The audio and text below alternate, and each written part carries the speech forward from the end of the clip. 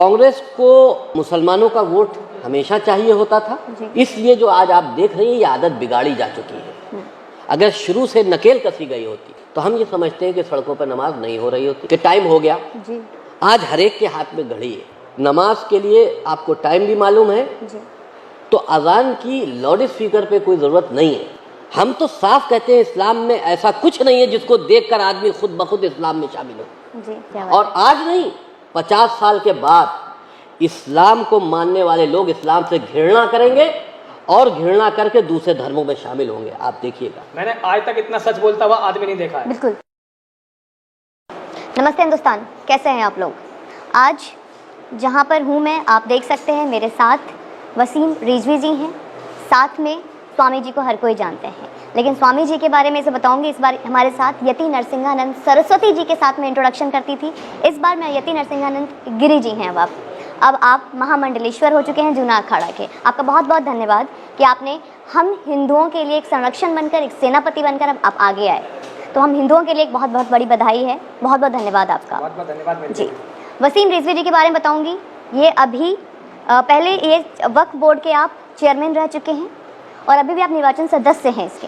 Sir, सबसे पहला सवाल मेरा आपसे होगा, सबसे पहले मैं आपका अटेंशन लेके जाऊंगी गुड़गांव में, गुड़गांव हरियाणा में। आज हर शुक्रवार को, हर दिन देखा जाए तो वहाँ पे जो मुस्लिम जो नमाज पढ़ते हैं, सड़कों पे पब्लिक प्रॉपर्टीज़ को हड़प कर, कब्जा कर जिसे वो सरकारी प्रॉपर्टीज़ बताकर नमाज सड़कों पे पढ़ा जाता है, उसको लेकर दंगे फसाद बढ़ते जा रहे हैं। जो गैर मुस्लिम हैं, जो हिंदू हैं, उनको जेल में डाला जा रहा है। पुलिस सिक्योरिटीज़ जितनी भी है, आज नमाज पढ़ने वालों को सिक्योरिटी दे रहे हैं, पुलिस पूरी तरीके से सुरक्षा दे रही है उनको जो सड़कों पे नमाज पढ़ रही है। यही चुस्ती फुर्ती पुलिस की उस वक्त कहाँ गई थी जब किसान आंदोलन चल रहे थे? तो इसका आप क्या कहेंगे? किस तरीके से, क्या हमारे कुरान में इस तरीके की कोई चीज़ें लिखी गई हैं? अगर मैं देखूँ, आप वक्फ बोर्ड के जुड़े हुए हैं, वक्फ बोर्ड में हमेशा से देखा जाए तो लगभग 6 लाख एकड़ प्लॉट आपके बोर्ड के पास प्रॉपर्टी है। 5 लाख, इंडोनेशिया कहा जाता है, इस्लामिक देश कहे जाते हैं, लेकिन भारत में सबसे ज़्यादा मस्जिद हमारे हिंदुस्तान में है। इतने मस्जिद होने के बावजूद भी, 2-2 किलोमीटर, 1-1 किलोमीटर के रेंज में मस्जिद होने के बावजूद भी सड़कों पे नमाज पढ़े जाते हैं। इसके बारे में क्या कहेंगे रिजवी साहब आप? देखिए,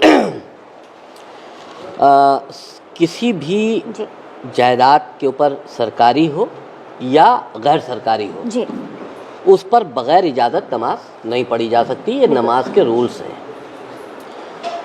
अब क्योंकि हिंदुस्तान में मुसलमान अल्पसंख्यक है जी, मुझे हंसी आती है शब्द सुनकर। हाँ, फिर भी सुन के आपको हंसी इसलिए आती है कि हम अल्पसंख्यक की उनको श्रेणी में रखते हैं जी, और इसका एक वो फायदा उठाते हैं जी। और आज़ादी के बाद से सब ने मिलकर आज़ादी की लड़ाई लड़ी थी जी, लेकिन मुसलमानों ने तो अपना हक ले लिया था ना जी, इस देश के टुकड़े करा के जी। उसके बाद भी जो यहाँ रहा तो यहाँ के हिंदुओं ने उनको भगा नहीं दिया जी, उनका सम्मान किया और वो यहाँ मिलकर रहना चाहे इसलिए वो यहाँ रहे जी। लेकिन माहौल धीरे धीरे ख़राब होता गया। हुकूमतें कांग्रेस की रही ज़्यादातर। कांग्रेस को मुसलमानों का वोट हमेशा चाहिए होता था जी। इसलिए जो आज आप देख रही हैं ये आदत बिगाड़ी जा चुकी है। अगर शुरू से नकेल कसी गई होती जी, तो हम ये समझते हैं कि सड़कों पर नमाज नहीं हो रही होती जी। सड़कों पर नमाज पढ़ने का कोई तुक नहीं है जी।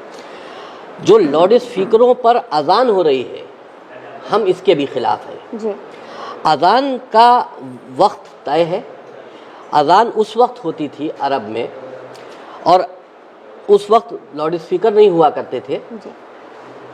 जिनकी बड़ी आवाज़ें होती थी वो चिल्लाकर आवाज़ देते थे कि मस्जिद में नमाज पढ़ने आओ, दावत दी जाती थी नमाज के लिए कि टाइम हो गया जी। आज हर एक के हाथ में घड़ी है, नमाज के लिए आपको टाइम भी मालूम है जी। तो अजान की लाउड स्पीकर पे कोई ज़रूरत नहीं है जी। ख़ास करके हिंदुस्तान में देखा जाए तो हिंदुस्तान में कई समाज के लोग रहते हैं, ज़्यादातर सनातन धर्म के लोग, हिंदू समाज के लोग रहते हैं।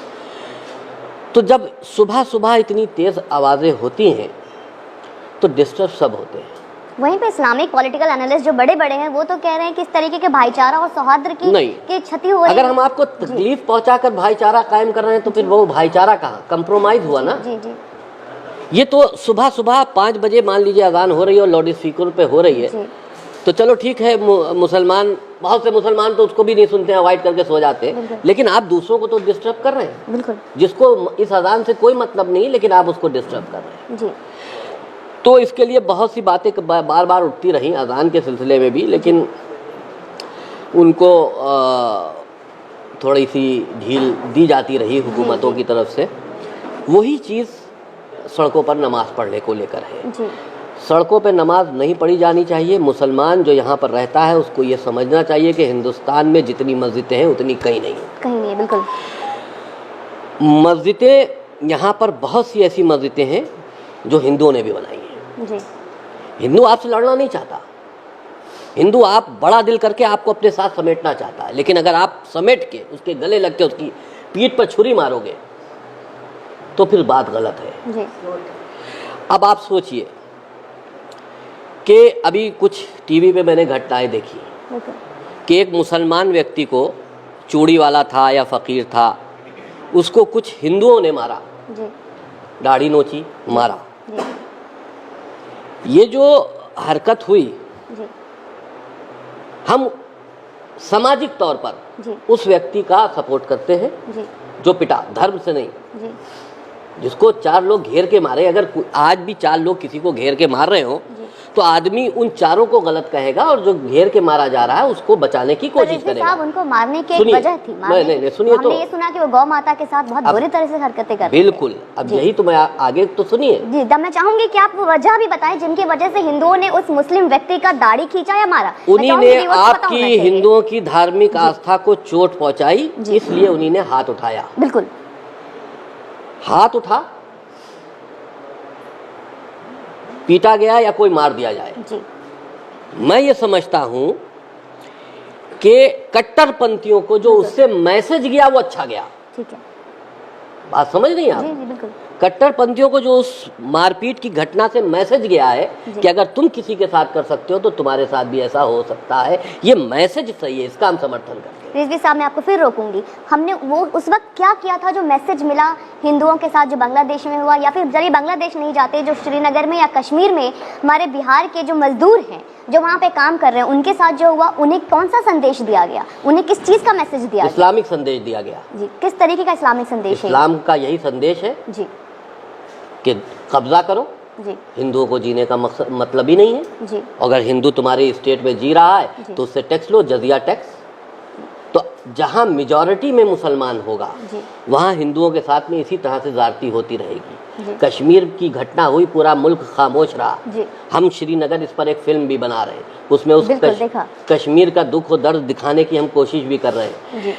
देखिए, कश्मीर में घाटी में मुसलमान ज़्यादा हैं तो इसका मतलब वहाँ हिंदुओं को रहने का कोई स्थान नहीं है। आप हिंदुओं को वहाँ से भगा दोगे जी। अगर यही पूरे मुल्क में शुरू हो गया तो क्या करोगे? कश्मीर जैसे हालात पूरे मुल्क में शुरू हो गए कि जहाँ मुसलमान कम है वहाँ से हिंदू अगर भगाने लगे तो तुम कहाँ जाओगे? सोचना चाहिए जी।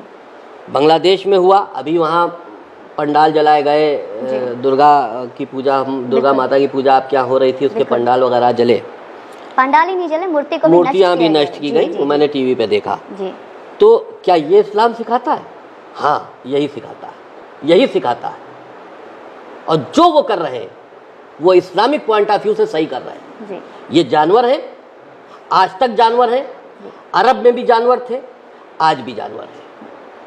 अच्छा रिजवी साहब, मुझे एक बताइए, इस्लाम में और जिहाद में क्या फ़र्क है? इस्लाम की बुनियाद जिहाद है जी। मैंने एक किताब लिखी है मोहम्मद, जो जिसका अभी विमोचन महाराज जी ने किया है। इसमें इसको अगर आप पढ़ेंगी आपको समझ में आ जाएगा कि हमने इतना पढ़ा, पढ़ने के बाद ये समझ में आया कि जो मोहम्मद नाम के व्यक्ति थे वो बचपने से लेकर दिमागी बीमार थे, सन्नाटे में रहते थे, काल्पनिक जीवन जीते थे। माँ ने, बाप पहले ही मर चुके थे पैदा होने से पहले ही, और माँ ने उसको छोड़ दिया था पैदा होने के बाद। तो वो सन्नाटे में रहते थे, उसके बाद धीरे धीरे उनको दिन में लोगों से डर लगने लगा, सन्नाटी गुफाओं में जाके बैठ जाते थे, उनको भूत प्रेत दिखाई देते थे। ये इस्लामिक हिस्ट्री में लिखा है। हमने कुछ अपनी तरफ से नहीं कहा, हम तो मौजूद नहीं थे ना, हमें क्या मालूम। तुमने जो लिखा वही तो हम पढ़ रहे। तो एक बार उन्हीं ने अपने को डिक्लेयर किया, आके अपनी बीवी से बताया कि मुझे भूत प्रेत दिखाई दे रहे हैं। तो उनकी बीवी ने कहा कि तुम तो अल्लाह के रसूल हो, तुम रसूल बन गए। वो तो डर के आए थे वहां से, तो बस वहीं से रसूल बन गए। अब लोगों को दावत दी जाने लगी, पैसा लुटाया जाने लगा। उनकी बीवी बहुत उस वक्त की अमीर औरत थी। एक गोल तैयार हुआ, थोड़ा सा छोटा सा। तो जब लोग जुड़ नहीं रहे थे तो रसूल ने एक पॉलिसी ये इख्तियार की कि लूटो और लूट का माल तुम्हारे ऊपर जायज है। ये उस वक्त की पॉलिसी है जो आज तालिबानी कर रहे हैं कि हर घर से उनको एक औरत चाहिए। तो फिर ये गोल जो था रात में हमले करता था, लूटता था और दौलत भी लाता था, औरतों को भी लाता था, लड़कियों को भी लाता था और कहता था ये हमारे लिए जायज माल है, अल्लाह की तरफ से दिया हुआ तोहफा है। ये चीज़ें जब अरब में दूसरे लोगों ने देखी तो वो इस गोल से जुड़ने लगे कि भाई ये तो गोल बहुत पनप रहा है, इसमें तो हर चीज़ जायज़ है। ये किताब इस्लामिक हिस्ट्री की बात कर रहा हूँ, मैंने अपनी तरफ से कुछ नहीं कह रहा हूँ। अपनी किताबें खोलो, पढ़ लो। जी। तो जब उन्हीं ने कहा कि सब कुछ जायज़ है तो लोग बढ़ने लगे, एक बड़ी तादाद हो गई। फिर बड़ी बड़ी जंगें होने, पहले छोटी गोरिल्ला जंग होती थी, अब बड़ी बड़ी जंगें होने लगी। जिस कुरान में ये लिखा हो कि सूरज एक चश्मे में डूबता है और दुनिया स्थिर है, दुनिया नहीं घूमती, हर चीज़ घूम रही दुनिया के आगे, तो ऐसी झूठी किताब अल्लाह की किताब कैसे हो सकती है, या उस शक्ति की कैसे हो सकती है? अल्लाह तो तुमने नाम दिया है, उस शक्ति की कैसे हो सकती है? आप मुझे ये बताइए, रिजवी साहब के माथे पे तिलक कैसे? बुराई क्या है? हम सम्मान करके आए आपके भगवान का जी, हम सम्मान करके आए जी, हम उनकी पूजा करके आए हैं। ये देखिए कलावा भी है जी, इसमें क्या है? मैं नीम सारण गया था जी। रिजवी साहब, सवाल थोड़ा कड़वा है, लेकिन ये कलावा और तिलक के जालसे में आके, झलावे में आके लव जिहाद जैसी चीज़ें होती हैं और इसी का सहारा लेकर हमारी बहन बेटियों को परेशान किया जाता है और लव जिहाद का शिकार बनाया जाता है। मुसलमानों में एक सोच है जी कि हम जितने हिंदुओं को जी मुसलमान कर लेंगे जी उतनी जन्नत में जगह बनाएंगे जी। तो जन्नत में अगर जगह बनानी है जी तो एक आदमी को मुसलमान हमें कर लेना चाहिए जी। अब जिस झांसे से भी करो जी। हम तो साफ कहते हैं इस्लाम में ऐसा कुछ नहीं है जिसको देखकर आदमी खुद ब खुद इस्लाम में शामिल हो जी।